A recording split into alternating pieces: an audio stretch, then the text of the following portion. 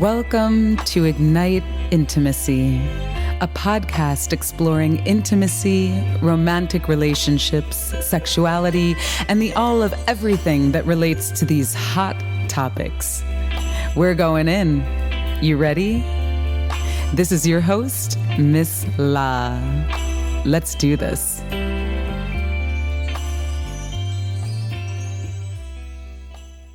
Hello, everyone. This is Miss La, and you are on the Ignite Intimacy podcast hotline.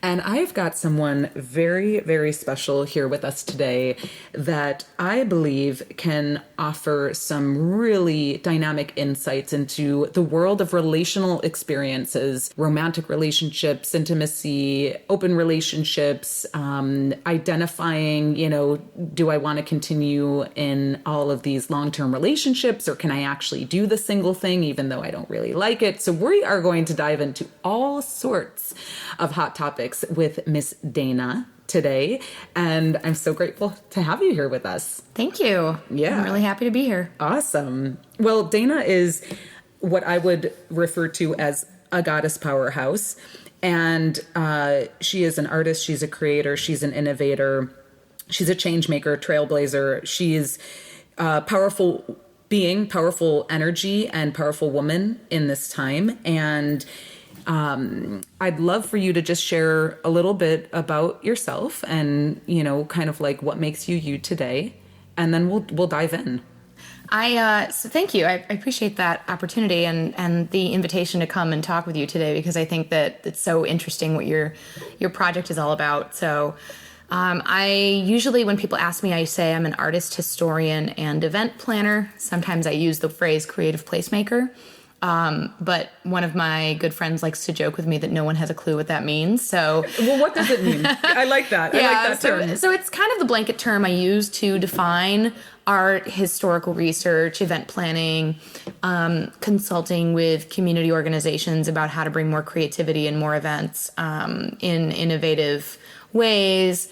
And I think that it's essentially this confluence, which is the word that I'm using for my new company, of different skills and abilities that I have as a leader, as a creative person, and as a person who respects and appreciates history, when we're talking about kind of our cultural history, but also our architectural history. And I moved to Buffalo 8 years ago, and I really fell in love with this place, and it turned me into an architectural historian and an appreciator of place. Wow. So that's what I do. Very cool. Well, and you're a visual artist as well. Right. So I usually depict architecture, but not always. Okay. Sometimes other things. And so I was trained in art in college, and I went to school, got my studio art BFA, and I learned a bit about art philosophy, art history. And mostly in college, I think the art history that we learn tends to be a lot about recent history. We talk about the Renaissance, and things like that. Also, when it comes to architecture, you tend to talk ancient. You talk Greek and Roman and Japanese and Chinese art and architecture. And so there's this sort of interesting middle space that I think often goes unexplored. So that's often where I find myself. I love that because, and that's, I feel like what we're exploring here is, obviously there are people that are exploring the middle space, right, of love, intimacy, romantic relationships, sexuality, and all of that. However, one of the things that really has energized me to do this podcast and have these conversations is that middle space, that middle zone that a lot of people avoid, so it's like it's funny that I'm actually saying this because I grew up in this all or nothing energy and experience. So it's interesting that I, in my life, tend to be like really big or really small, or, really bright or really dark, and I sort of have gotten thrown between these two experiences of like all or nothing. So now I'm diving into the middle space, which I love. I love that you brought that up because I believe that the middle doesn't get enough love. As a middle child, I can agree with that. Okay, so there's a lot to say about that. It's like the middle tends to get like swept under the rug and maybe ignored, or like pretend it's not really a problem. Well, I think that concept can also apply to when we think about the spectrum of sexuality, like the Kinsey Scale of sexuality, for example, that everyone is a little bit not straight. Talk to us a little bit My about best friend that. will laugh hysterically when she hears me say this, because we like to joke that I'm the straightest woman she's ever known. And one time I got drunk at a party and claimed that I was 70% straight and 30% gay. And they'll never let me live it down, because they say, I think there's some gay in you. I really do. But so what is the Kinsey Scale? I don't even know about that this. is something that this like social scientist, I think his name was Alfred Kinsey, in the mid-century was studying sexuality, and he did a lot of, there was a whole movie made about him called Kinsey with Liam Neeson. Okay. And they did all these experiments that were very controversial, and essentially that we all exist on this spectrum, and that the very black and white, straight or gay, is really not a true definition of where we all stand as human beings. And I think that actually what they were trying to maybe say, not so much as scientists, but is that we're never going to be happy if we put ourselves into a box, into a category, and fail to see that there's nuance. So I think that that it's a really interesting concept of that there's a spectrum that we exist on, which I think that most very conservative people would find a completely terrifying idea, because that mindset relies on black and whites. It relies on things being definable, easy, categorized, and I think that the gray area in between is it's a scary place for everybody. I mean, I'm a person who, I live in a gray area, I would say, in many ways, but that doesn't mean that I don't find it sometimes exhilarating and sometimes scary. Yeah, absolutely. And I think the same applies, at least in my experience, to the romantic relationships that I've been in. Well, that is so interesting to me, because I remember when I must have been somewhere between 10 and 12, and I started to feel turned on when I would see women on TV in bathing suits or, something like that. And I remember, and I grew up in a very Catholic family, and the depth of our birds and bees conversation was, you don't have sex until you're married. So there was no guidance around sex or sexuality, or what to share and what not to share, and how to protect my power and retain my power, and not just give it away to anyone who was interested, which I mean, I didn't do it to an extreme, but I definitely did too much of it. I was just giving my power away for the first 20 years of being a sexual being with other people. And so I remember being terrified that I was gay. And I was so scared. I didn't even know who to talk to about it. I was so scared to admit this.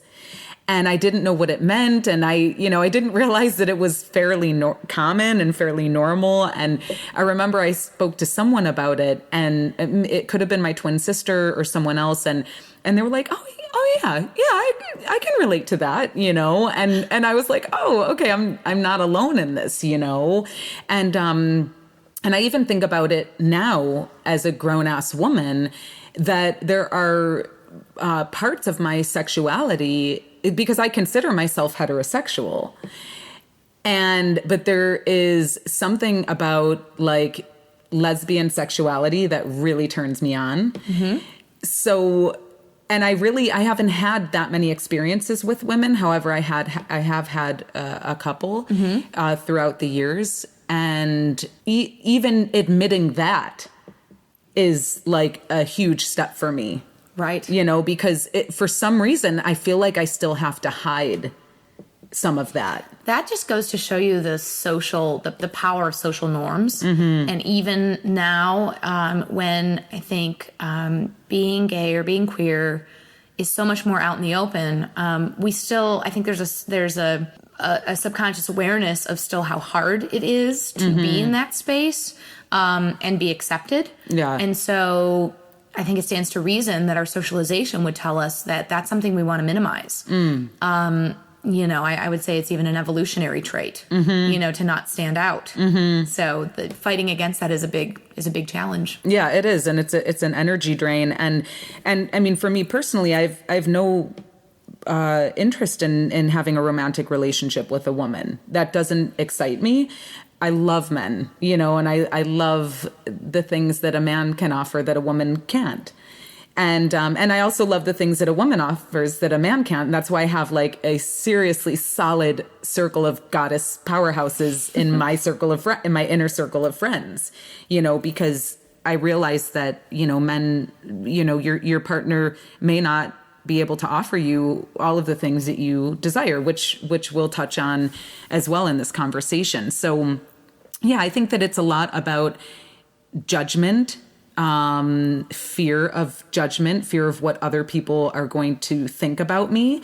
And what I'm realizing is that the more time that I spend here on planet Earth in this life, the less I care about what other people think of me. Right. It's like, look, we all have our secrets. Okay. And you could be, look at, all the different scandals and with the church and this and that. And it's like, you could put out to the world that you are just straight and narrow and you got your shit together and you're, doing this and that. And deep down, you may have some dark secrets or some different secrets or some gray zone secrets. Right. I think not even you do. Every single person hides something about themselves. I think whether that's, something about their childhood, something that happened to them that they're ashamed of, something that they believe that they don't want other people to know, something. Everyone has a skeleton. And I think that the more we accept that fact and embrace it, I'm not saying it's always like a great thing. Sometimes it's really unfortunate, but I believe that, the more we can just sort of accept ourselves for who we are and accept that, we've all had rough patches in our lives or we've made bad decisions or bad things have been done to us sometimes that we couldn't help. There is a lot of shame and a lot of fear. And I think that the more honest that we can be, the happier we'll all be in the end. I agree. And it's about dispelling the myth, right? So just putting it on the table and talking about what it's really about. And the more, I believe that the more we can all start to let some of those skeletons out of the closet and deal with whatever shame or guilt or whatever it is that's around those experiences and those truths and sharing that, the better our world will be. Because imagine the 7 billion people plus on this planet, and a majority of us are holding on to these little dark or gray area secrets, the skeletons in the closet type of things. And imagine once that energy is freed up and like the release and the relief, it's like, I can feel like Mother Earth, like, like big sigh, Yeah. So this is cool. So what I'd love for us to dive into a little bit, you've just had this really dynamic life experience, and Dana and I've been sitting here talking about, her life and these truths that have come to her, and not even necessarily expecting them to come. I mean, right, we're not all, we don't know what's coming our way necessarily. We can sense into things, we can feel things, but there really aren't, I don't really believe in future fortune telling. I believe we can have inklings about things. We have our internal guidance that guides us to things. However, life is full of surprises. So what I'm curious if you could share with us a little bit about is, I know that you were married in your late 20s, and it sounds like through that experience, you experimented with some different things in your effort to really clarify whether that relationship was right for you ultimately. And it sounds like a lot of interesting things came as a result of that. So I'd love to just dive into that a little bit. Yeah. I was married for, I believe it was 8 years. We were in the relationship for 15 years. Wow. So pretty much my entire, adulthood, was with that first big relationship. And, I believe I was 21 when we met, and, our divorce was finalized last year, June. So just about a year ago.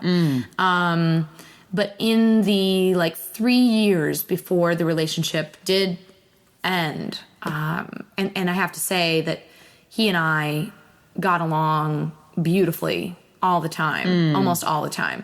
We may have had some communication challenges, but, honestly, most of the time, I really couldn't say a bad thing about the man. He is a lovely human being, is the kind of person that I hope everyone can find, and really worked very hard, always cared, always was very a considerate person, a giving person. His love language was acts of service, which mine is too, to an extent. So we got along very well, and I was very lucky, I think, to have found a person who was so caring and giving and generous.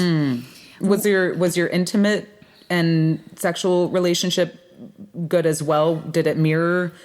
I would say it did. Yeah, I think that we were very close in all ways, and that was really important to me. And he is, despite not being a person who talks much about feelings, he was absolutely a person who could express them through physical means. And I think that I was also lucky in that regard because we had a really good, deep connection. When that started to change was when I noticed immediately that something was up, and I realized that the something that was up was with me. And what was that? What sort of was that inkling that started to grow within you? Well, part of what I say when I've talked with close friends about this experience, I jokingly say, but it's kind of true, that at age 30 or so, I became a teenage boy. I suddenly, I think that, they say sometimes in the woman's physical development that around the age of 30 is when she, you might say sexually peaks or something like that. But it was a time where I was definitely, my hormonal balance was changing or something of that nature was changing. And suddenly I needed different things. Suddenly, I think, and I had also been in this relationship for 9 years or so by then, and was very comfortable. It was very safe. It made me feel, relatively good almost all the time. But I think that at that point, I started looking for something that was a little bit, perhaps more challenging. I was definitely interested at that point in men who were different from him, which is, I think, why some people cheat, right? Because they're in a marriage or a committed relationship and they see the appeal of the novel. Someone is different from your partner and you're attracted to that difference because you've been in a relationship for a while. And, normally what most people do is just secretively go sleep with that person. And that happens all the time. But for me, he and I had always been luckily very honest with each other and very loyal. And when I started to experience these feelings of attraction towards other people, I kind of sat with it for a while. The first time it happened, it really jarred me because I was like, all the social norms flooded through me and said, this is wrong. You shouldn't be interested in anyone else. What kind of person are you? You're a terrible wife. You're a terrible person. And then eventually I just told him. I sat him down and I was like, listen, I got to tell you this. I'm attracted to somebody. And I don't know what to do. I haven't done anything. I haven't acted on it, but it's alarming me, and I really don't know what to make of it, And he was himself. He was wonderful. He was just like, okay, interesting. Let's talk more about this. And wow, whereas I think a lot of men would be incredibly reactive. Yeah, very reactive. And he was just he was very open about it, and he said, let's discuss it. Let's talk about this. And we did. We talked about it kind of in an ongoing way for weeks. And when a new thought would occur, we'd have another conversation. And so this kind of open discussion ensued, and he and I eventually agreed that we would enter into an open relationship for a period of time. Okay. And open relationships, for those who don't know, they can vary. They can be quite varied.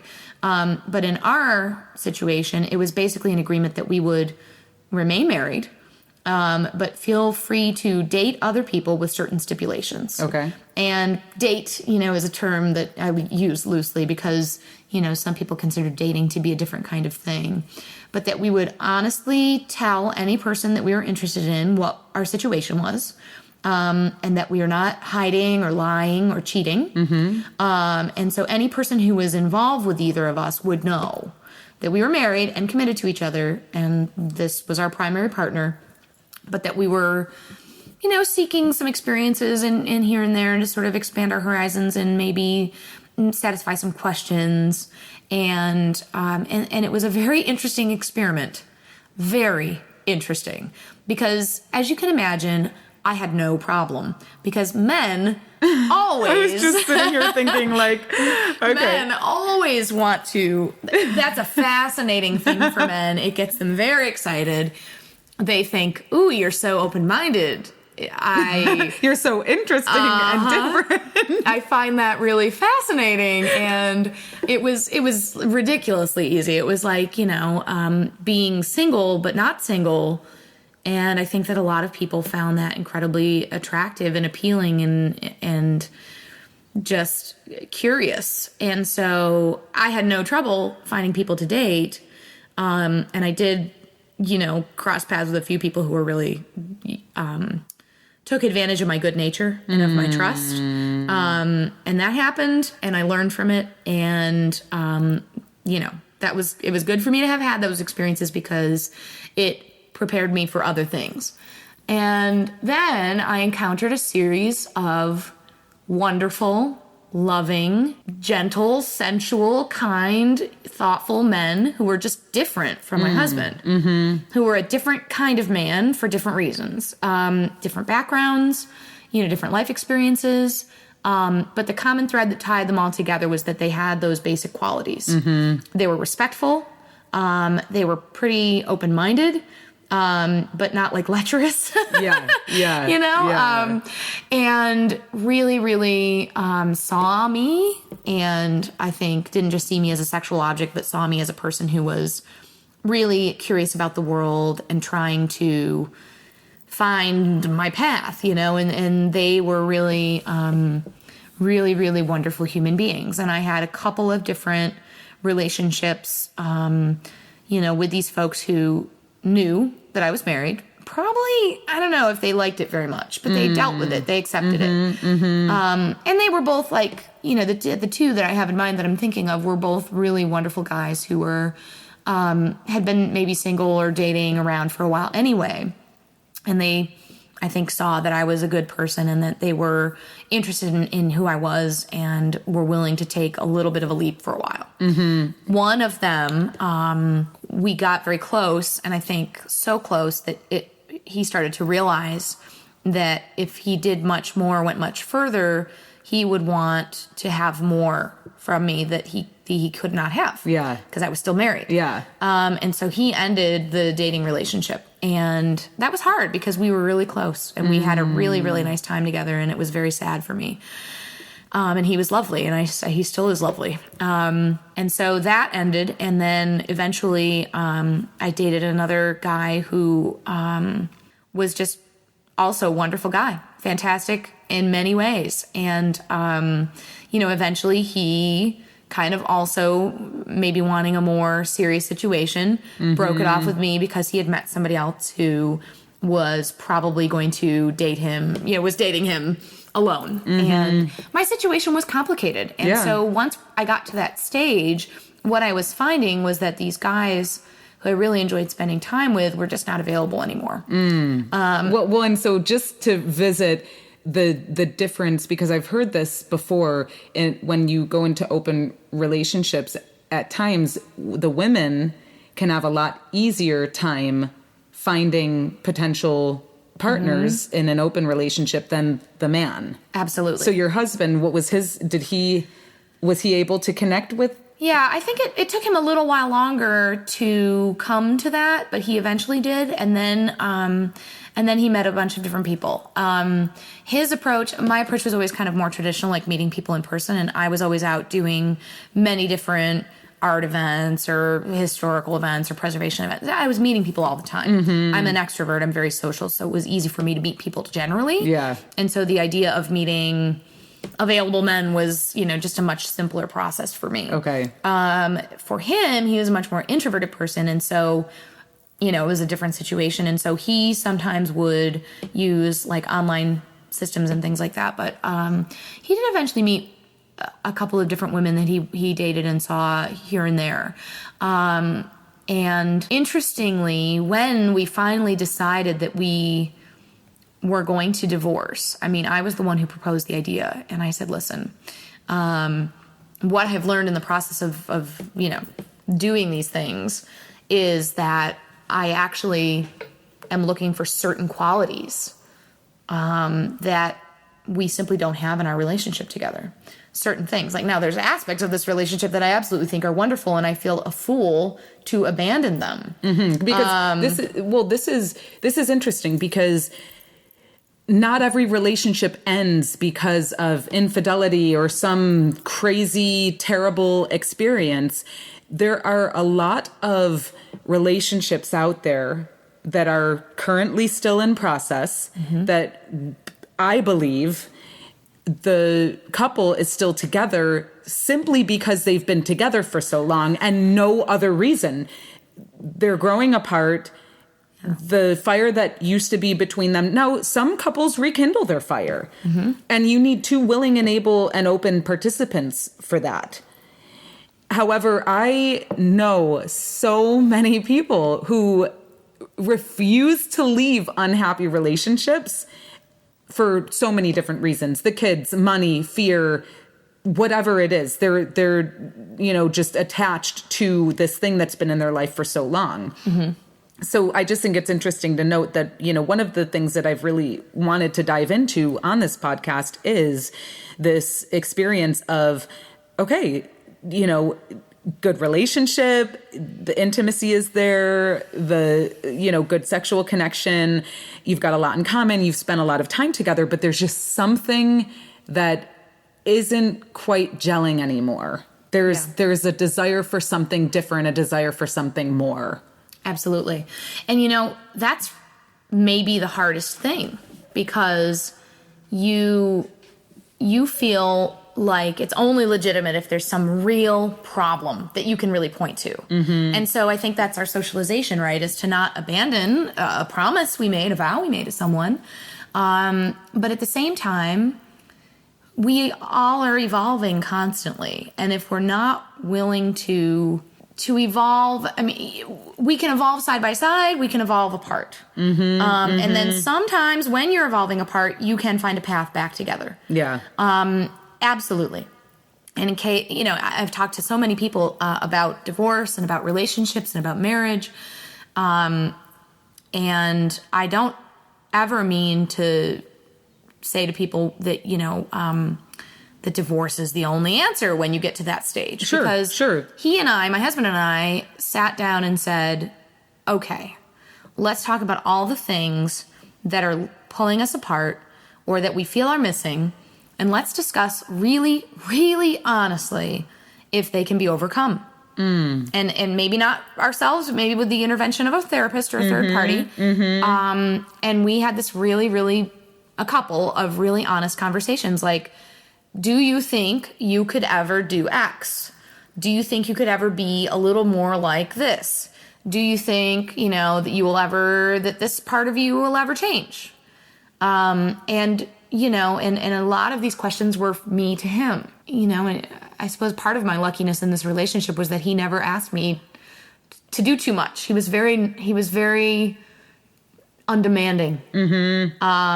And I definitely turned to him and I said, can you ever see yourself doing this or that? And for me, one of the biggest things was not so much the intimacy, but the human connection, touch, and being held and being close and being near one another. And this is not to say that he didn't ever want to do those things. He just wasn't naturally the way that I was with that. And that was one element of it, among many other things that were incompatibilities. And, he said, listen, I could start to do those things and I would do them for a while for you. But probably eventually I would slide back into my normal way because that's who I am. And if this is something that's become a bigger deal to you over time, I got to be honest, I don't know. I can change a while, but it wouldn't be me. Yeah. Yeah. And I respect him so deeply for being honest, for knowing himself well enough to know that too. Because I think that he could have said, oh yeah, I'll do that. No problem. And it wouldn't have been real. And that's, I think that I know that's something that comes up very often is where someone in the relationship has a need. The other person, it's just not their natural way. So in an effort to save the relationship, they agree to, okay, well, I will try to be more affectionate, or I will try to, respect your space or whatever it is. I won't leave beer cans on the living room table anymore. Whatever it is, whatever thing it is that starts to become a problem. And then it becomes more about them wanting to please the other person instead of them living their truth. Now, we all have the capacity to change. We all have the capacity to evolve and choose new habits and new behaviors.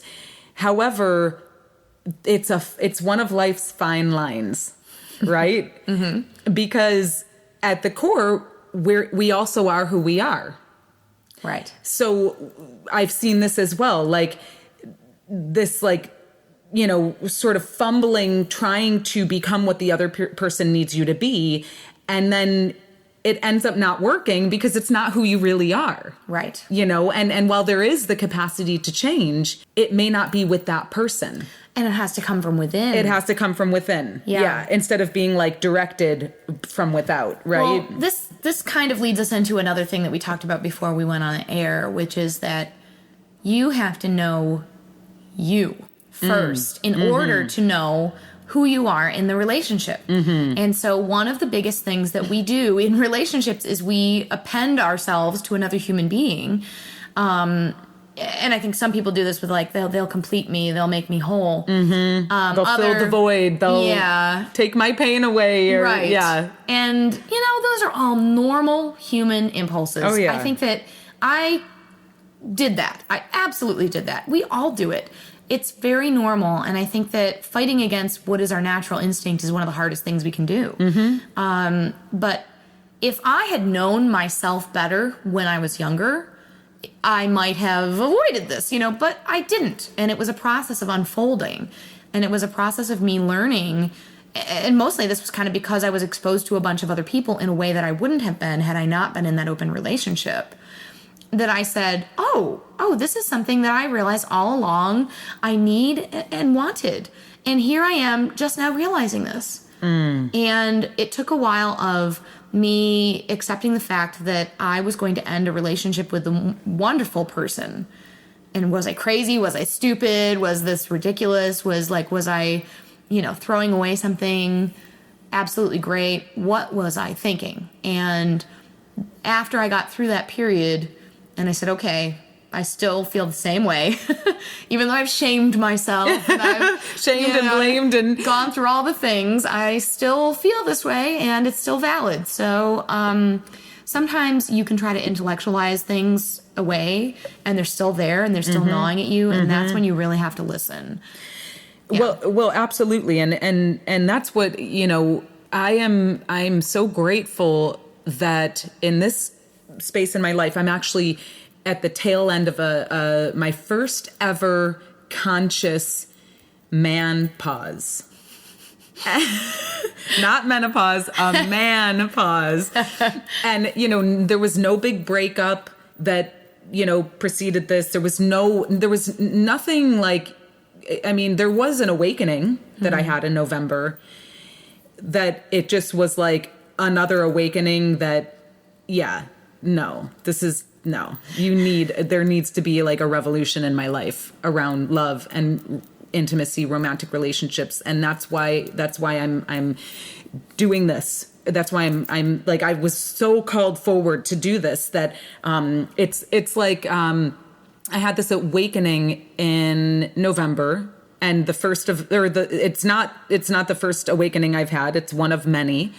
And then in January, I was standing right here where we're sitting, and it was as if just the heavens opened up and just started channeling through me. And I just put the audio recorder on my phone and just did a freestyle, just talking into my phone, recording it about all of the questions and all of the curiosities and all of the wonders and all of the everything that I'm so curious about when it comes to this type of thing. And one of the things that I find is so key is this really listening and trusting my inner guidance, because I have always felt it. I'm a very kinesthetic.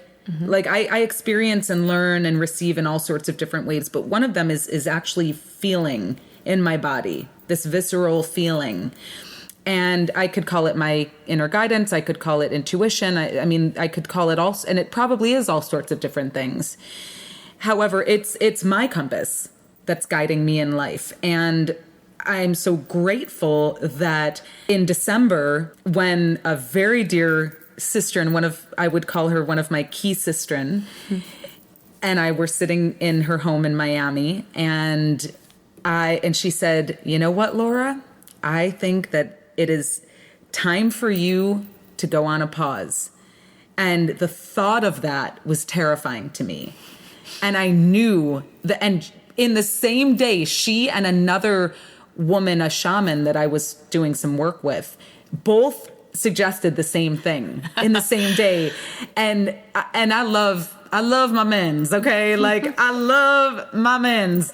So I was just thinking to myself, holy shit, can I do this? And am I, how do I even venture into this and claim it? However, it was just like the guidance was so strong within myself that it was saying, oh no, a change must happen a revolution needs to happen in your life in this area, because it's just the same repeating pattern over and over and over again. It's like uncanny. In order to break it, you have to get apart from it a ways. Exactly. And so I love this. And we had talked about how, so it's interesting because I'm Gemini, I'm a twin. I came out of the womb with another human being, right?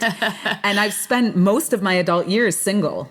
I have had my fair share of lovers, mates, friends with benefits, peeps, men in my world, my fair share. However, I really have not had, I wouldn't even consider one solid, super conscious relationship with a man that was more than a year as an adult. Wow. I haven't had that. And I know I'm partly I need to look at myself for that, because I know there's a part of me that's like terrified of commitment and being hurt and all of that stuff. However, it's something I've so strongly desired. And then I've felt so much grief that why am I not being chosen? I have all these men around me all the time, and I'm not being chosen. And probably because half of them are unavailable in some way, shape, or form, However, I feel like this ties into one of the gifts. And I am a single mom, so it's not like I've been like alone. I've had my daughter around me. I've had lots of friends and like I said, lovers and all of that. But it's very different when you are with someone consistently and then living together and dealing with each other and the highs and the lows and the ups and the downs and everything in between. And you move through all of those challenges together, and you move through the triumphs together, and now there's a gift in all of this time I've spent alone. I have the bunny ears up in quotations, alone, because I realize that I'm never truly alone. There's a lot of energy and love around me at all times. I know that. I know this. I believe this. Right. And that's what's gotten me through. Oh, completely. But it's like there's been such a big gift in learning how to be alone and not run from it, and trust me, I am still a productivity junkie. I grew up with a father who gauged the success of a day based on how many things he got done. And I am my father's daughter. Mm-hmm. So I too judge my success on how many things that I've checked off the list. So I can tend to get very busy and busy myself and stay busy and literally I realized during my pause that one of the reasons why I stay so busy is because I have grief in my heart that I'm still a single woman. And I also love that I'm a single woman because I have all this freedom and there's all this flexibility in my life. However, there is, if I'm being totally transparent, there is grief there, and there are moments when I love it and I embrace it and it's so awesome. And then there are moments when I hate it and I just wonder why. Mm-hmm. So I've also been so curious about what I refer to as serial relationists. And these are people that I know and have seen.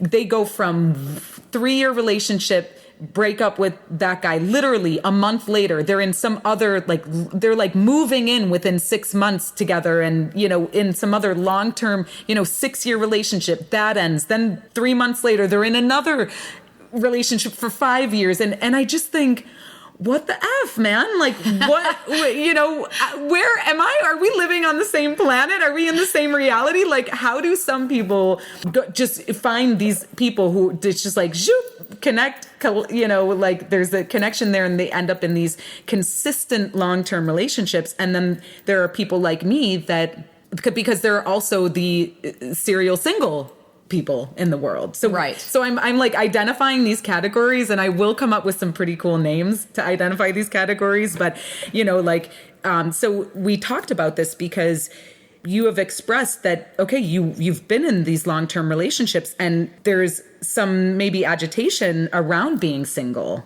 And so I'd love for you to talk with us a little bit about that, because I feel like you kind of are walking both sides of the line. Yeah. For me, I was the serial relationship person. Mm-hmm. I dated a guy in college for 3 years, and then I met the guy that became my husband and literally broke up with the boyfriend and went back to the guy and lived with him. The guy who became my husband, we moved in together illegally into his dorm room. Nice. I'm trying to think how soon it was. I think it was a month. A month after meeting him. And what was very interesting to me about that experience was that we got along great. We got along so great that I just knew that it was no problem, and that this guy was awesome and wonderful and kind, would take care of me and was sweet and wouldn't hurt me, he would just be amazing. And I was in that relationship for 15 years. Wow. Now, for some other people, they do more like you're saying, 3 years, 5 years, 6 years. But this was a commitment that I had made and I wanted to keep, I tried to keep. And then in the course of the open relationship, I met, in the last phase of it, a man that I ended up being with through the period of my divorce for 2 years. Wow. And he was someone that I thought would potentially be your guy. My guy. Yeah. Yeah. Or at least your next guy. Well, who knows? I was hoping that he would be the one, but and that would be it, and I'd be done with all the silly nonsense of being unsure. Mm-hmm. That is not how it worked out, but interestingly, I have been on my own since approximately December. And so I'm in a similar vein with you, like about 6 months of a pause, and then just recently started to date again.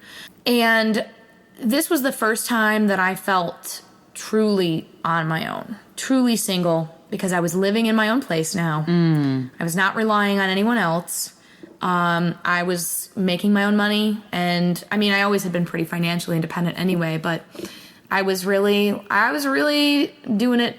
This sister was doing it for herself. Good for you. And it was terrifying. I was freaking out every day. I mean, I have struggled, and I still struggle with being on my own. And I'm sure that any person who's on their own has all these doubts. You know, money, fear, and just the desire for companionship. You know, I think it's a pretty normal human desire. And what I have learned is that you want it, but you will not die without it.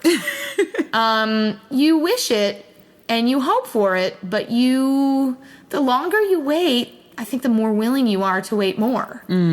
Because you start to realize when you're with yourself and when you do listen to that inner voice and those inner needs, and then you start to encounter people that you might actually consider having a relationship with of some kind, I think that that's when you start to see it more clearly, when you have some distance. And that's why these pauses and these times, these periods of being single and being on your own are so important, because to really reevaluate, like, why have I been doing all these things? Who am I really? Like, do I have to define myself in the way I always have? Well, and how am I in my own home when no one else is there and it's my place? You know, how different am I? Right. What are some of the things that maybe I didn't even know I was sleeping on that start to come to the surface? Like, oh man, I used to really love to do this before I moved in with my ex-partner or whatever. Yeah. You know, so you start to wake up to yourself. Yeah, that's a really important process. And I think, you know, I know people who are doing that in their 50s and 60s.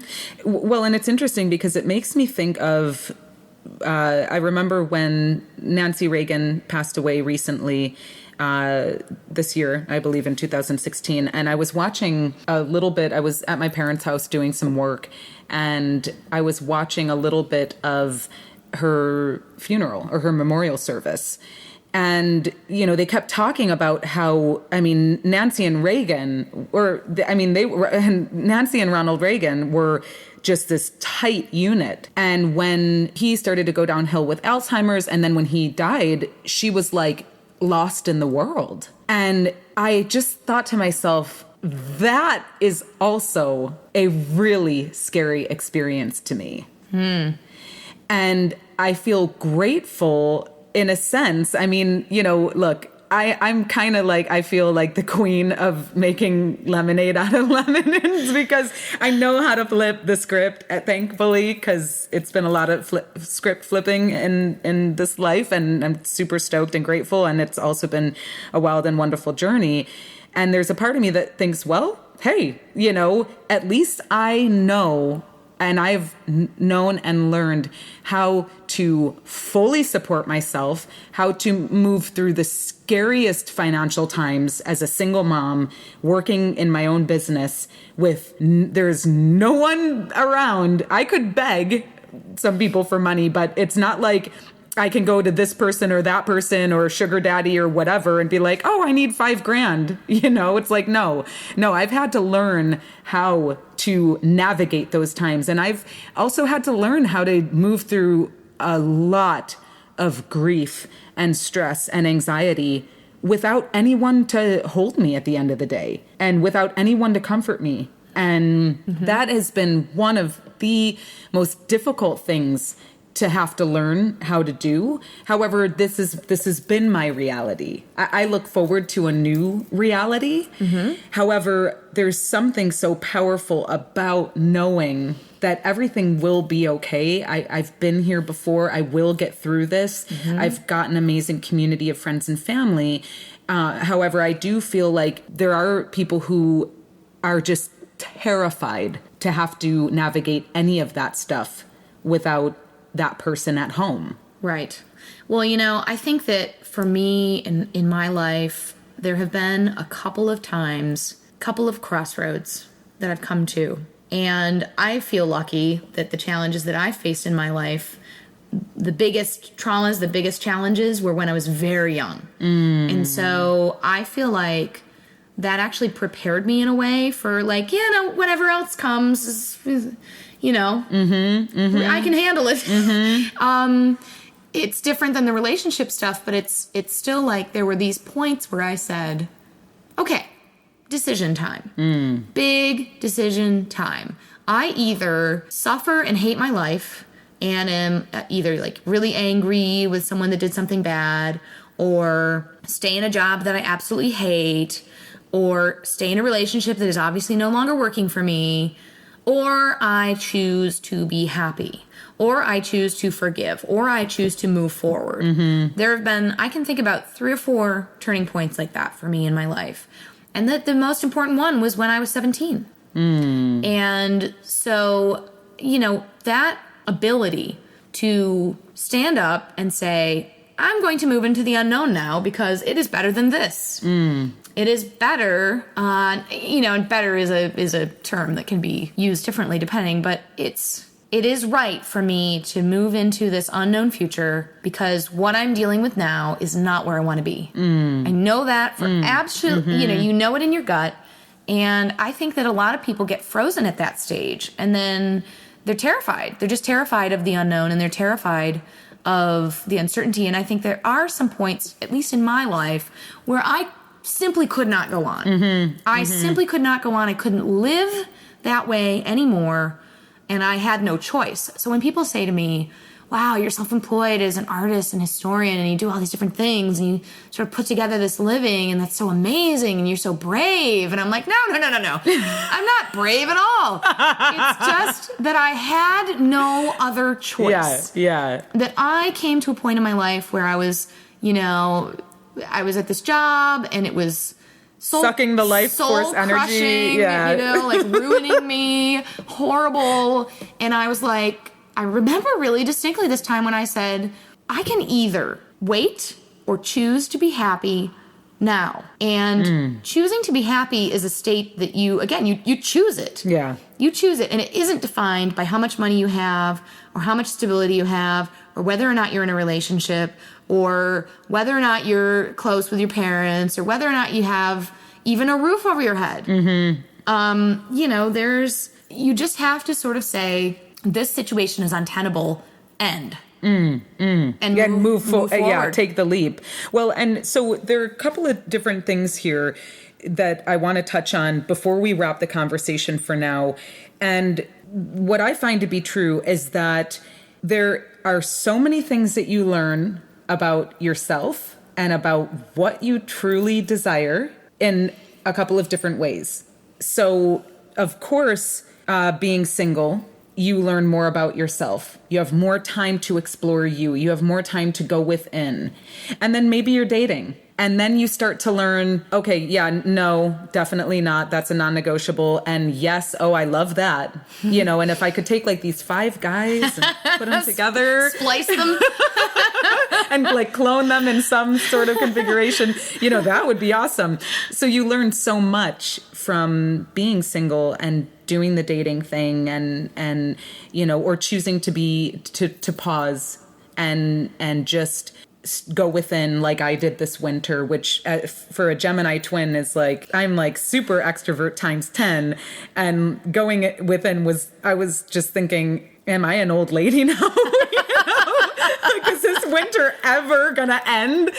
And it was a really precious, sacred time for me. And I had this sacred little spot, this little cocoon to hold me in that. And then what I realized is that there's a lot I haven't had a chance to work through with another person that's an adult that we're choosing to be together. Like jealousy and my self-esteem and the other insecurities that can come up when you're in a relationship, a romantic relationship with someone. So when you're in relationships, you're also always gathering information. Right. This works, this doesn't work. These are my non-negotiables, right? And so there's so much power and clarity that comes from all of it and experimenting in all the different realms. Yeah. So if you're listening and you're a serial relationist, what would it be like to consciously choose to spend some time alone and single and just doing your thing and going within. And if you're a serial, singleist like me, we'll just call it for now, what would it be like to explore more with dating, or to give some people a shot and give them a try and be more vulnerable. So that's one of my issues. I think that the biggest thing with a serial relationist being single is that you need to be more vulnerable with yourself. That's the person you're not vulnerable with enough, perhaps. And in the serial singleist, it's the opposite, right? And so this is a topic for another conversation. So we'll have to have you come again.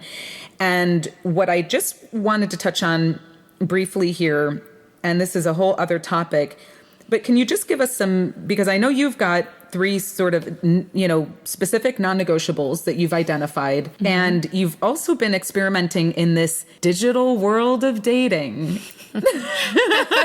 And we kind of agree on we're sort of the same as far as like, we like fate, we like destiny, we like things to happen naturally, And so then there's this whole online dating thing, and now we have these mini computers in our hands, and it's the world of the swipe, right? So it's like you don't even get a chance to wow someone, it's like they're swiping. It's just so quick. So if you could I'm just curious if you could give us some insight, just some brief insight into this modern dating world that we're living in. I resisted it like at all costs. A lot of friends were telling me to get on Tinder, to get on other apps, and I just was so grossed out by them. I felt like it was not natural. It wouldn't let things unfold. It was very dehumanizing. And so I resisted it for a long time. But then when I finally caved and I did it, one of the biggest reasons that I think led me into that direction was a friend said, listen, there are people who you will encounter through these things that you just wouldn't meet otherwise. You just wouldn't cross paths for various reasons. And I said, why? Because they live in the suburbs and I don't own a car.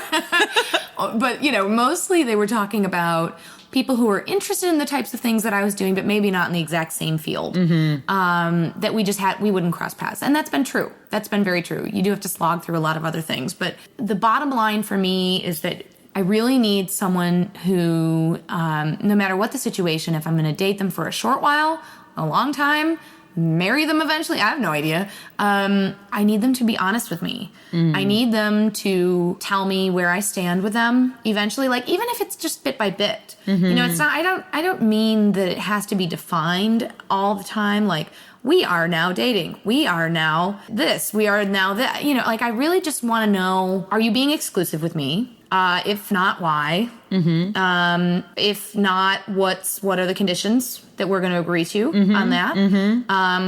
I need them to be honest about that too. I need them to be honest about and self-aware enough to know where they stand, and to be able to communicate with me about that. And then I want some companionship sometime, and that may not be always. I'm even open to seeing someone seriously and not living with them. Because it is really nice to have this one thing about being single is that I do have my own space and it has my energy in it. And I kind of like that.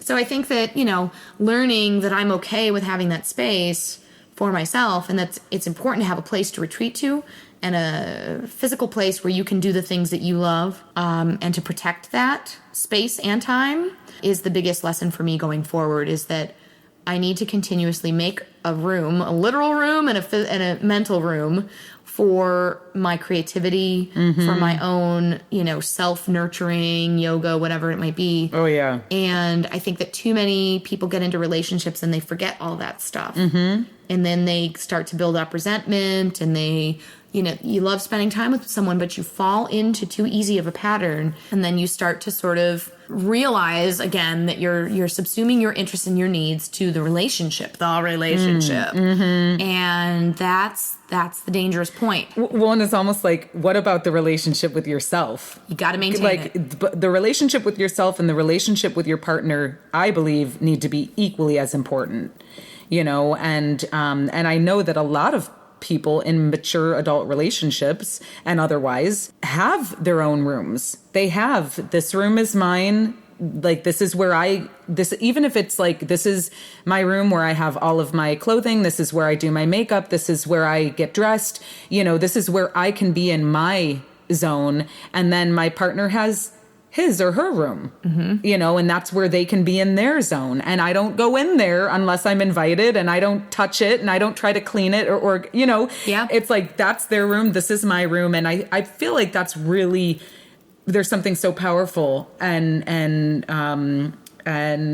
sacred about that. Absolutely. I think it's a really healthy impulse. So, okay, this has been amazing. Thank you so much for coming and having this conversation with us. Is there anywhere online that you would like to share with our listeners where they could find you or see more of your art or projects that you're involved in? Yeah, so I'm involved in a lot of things, but usually where I send people is to look at my website, which is danasaylor.com. That's DANASAYLOR.com. And then I also have a website called everybuildinginbuffalo.com. Oh, cool. Which is where I kind of host my artwork. And so the danasaylor.com is a little bit more of my consultancy, my creative placemaking work. My research, my event planning, kind of persona is there. And then my artwork lives at the other site. And I'm also a co-founder and the vice president of Emerging Leaders in the Arts Buffalo. We created City of Night and do a number of different projects. And we're in the process of going through strategic planning. And so there's a lot of different identities that I have as an artist and a maker and a historian. I'm a member of Buffalo's Young Preservationists as well. And then just recently I launched Urban Sketchers Buffalo. So we have a Facebook page too. So Sweet. If people want to come and draw with me, talk with me.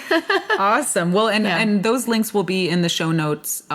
So you can find Dana online, and she's doing some really cool stuff. So definitely check her out. I want to give thanks to everyone who has tuned in, who is listening to this now or at some point in the future. So grateful that, you're choosing to spend your time with us, and you are listening to the Ignite Intimacy podcast. So give thanks again, Dana. What a pleasure. Thank you so much for tuning in. And we've been kicking it here with Dana Saylor. So check us on the next one. All right. Stay blessed. Give thanks for tuning in to another conversation on the Ignite Intimacy podcast hotline. We love that you choose to spend your time with us. Check us out online at igniteintimacy.com and subscribe to us on iTunes. Also, tell your friends all about it. This beautiful music was arranged by Jason Pfaff and Mike Corey, and this podcast is produced by yours truly, Miss La. Give thanks again, and we'll see you on the next one.